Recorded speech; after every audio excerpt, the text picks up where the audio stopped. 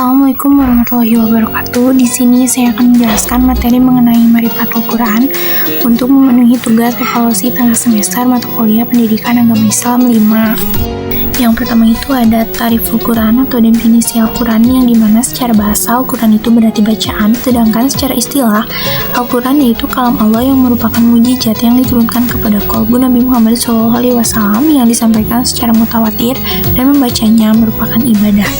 Terdapat beberapa definisi Ta'riful Quran, diantaranya Al-Quran adalah kalamullah yang dimana ini merupakan firman Allah Subhanahu Wa Taala. Ia bukanlah kata-kata manusia, bukan pula kata-kata jin, syaitan ataupun malaikat.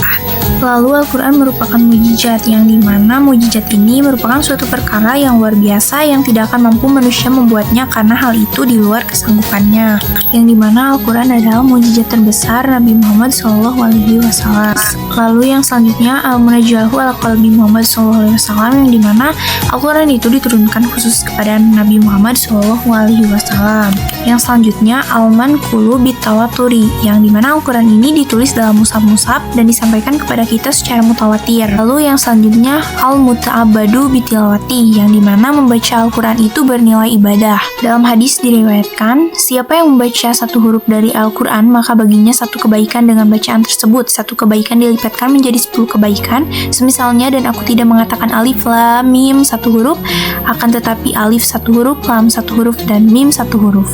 Materi kedua yaitu Asmaul Quran atau nama-nama Al-Quran, yang dimana Allah Ta'ala menyebut Al-Quran dengan berbagai nama dan juga sifat. Di antaranya yang pertama itu ada Al-Kitab sebagai kitab, Al-Quran sebagai isyarat bahwa Al-Quran itu harus ditulis. Yang kedua itu Al-Huda atau sebagai petunjuk, yang dimana Al-Quran ini mengarahkan manusia kepada jalan yang lurus yang menyelamatkan mereka dari keyakinan yang sesat dengan jalan membimbing akal dan perasaan mereka agar berkeyakinan. Lalu ada Al-Furqan atau pembeda, yang dimana Al-Quran itu adalah pembeda yang hak dan yang batil, antara petunjuk dan kesesatan, dan juga berbeda dengan kitab-kitab yang diturunkan sebelumnya.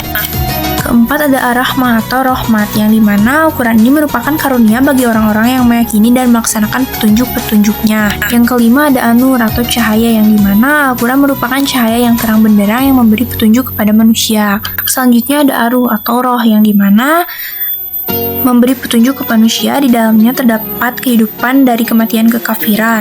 Selanjutnya ada Asy-Syifa atau obat, yang dimana Al-Quran ini obat karena di dalam Al-Quran terdapat obat bagi segala penyakit keraguan, kemusyrikan, kemunafikan, syahwat, dan juga syubhat. Selanjutnya ada Al-Haq atau kebenaran, yang dimana Al-Quran ini mengandung kebenaran yang tidak ada keraguan sama sekali di dalamnya. 9 ada Al-Bayan atau penjelasan, yang dimana Al-Quran ini memberikan penjelasan tentang petunjuk untuk keluar dari kesesatan serta menerangkan berbagai hikmah dan hukum tentang ketauhidan, kisah-kisah, budi pekerti yang baik, ilmu pengetahuan, janji Allah dan ancaman-ancamannya, hukum-hukum yang menjadi pedoman bagi manusia dalam hidup dan kehidupannya di dunia dan di akhirat nanti. Yang ke-10 ada Al-Mau'izah atau pelajaran, yang dimana Al-Quran ini mengandung pelajaran-pelajaran yang indah yang dapat memperbaiki akhlak dan amal perbuatan manusia. Lalu materi ketiga ada Muqtadal Imani bil Quran atau konsekuensi iman terhadap Al-Quran. Lalu selanjutnya ada Muqtadal Imani bil Quran atau konsekuensi iman terhadap Al-Quran. Yang pertama itu ada Al-Ansubihi atau akrab dengannya. Keakraban tersebut diimplementasikan dengan ta'alamuhu, ta'limuhu, tilawatan, fahman, tahbikon, dan hifjan. Lalu yang kedua itu ada Tarbiyatun nafsi bihi atau membina diri dengannya. Setiap kita hendaknya bersungguh-sungguh dalam membina diri dengan Al-Quran. Lalu yang ketiga, at-taslimu li ahkamihi atau tunduk kepada hukum-hukumnya. Tidaklah pantas bagi orang yang menyatakan diri beriman kepada Al-Quran jika tidak tunduk dan menerima hukum-hukumnya. Lalu yang keempat, ad-da'watu ilaihi atau menyeru manusia kepadanya. Fil ardi atau menegakkannya di muka bumi. Allah Ta'ala telah mensyariatkan kepada Rasulullah SAW sebagaimana telah mensyariatkan pula kepada Rasul-Rasul sebelumnya untuk menegakkan agama. Lalu selanjutnya, materi selanjutnya ada Akhtaruni Syanil Quran atau bahaya melupakan Al-Quran, yang dimana melupakan Al-Quran ini sangat berbahaya. Di antaranya bisa kesesatan yang nyata atau dalalun mubin. Tanpa bimbingannya, manusia akan tersesat dengan kesesatan yang nyata. Lalu yang kedua ada Doyikun harajun atau sempit dada, yang dimana Allah Ta'ala akan menjadikan dadanya sempit, yaitu sulit mendapatkan petunjuk. Lalu yang ketiga ada Ma'isyatun dan pun atau kehidupan serba sulit, yang dimana dirinya akan selalu merasa kesepian dan kesulitan dalam menempuh hidupnya. Umyul basiroh atau butanya mata hati. Yang kelima, qaswatul qalbi, kerasnya hati. Yang keenam, zulmun wa zulun atau kegelapan dan kehinaan. Yang ketujuh ada subatus syaiton atau menjadi sahabatnya syaitan. Yang kedelapan anisyan atau lupa diri. Yang kesembilan al-fusuku atau munculnya kefasikan. Dan yang kesepuluh anifak atau adanya kemunafikan.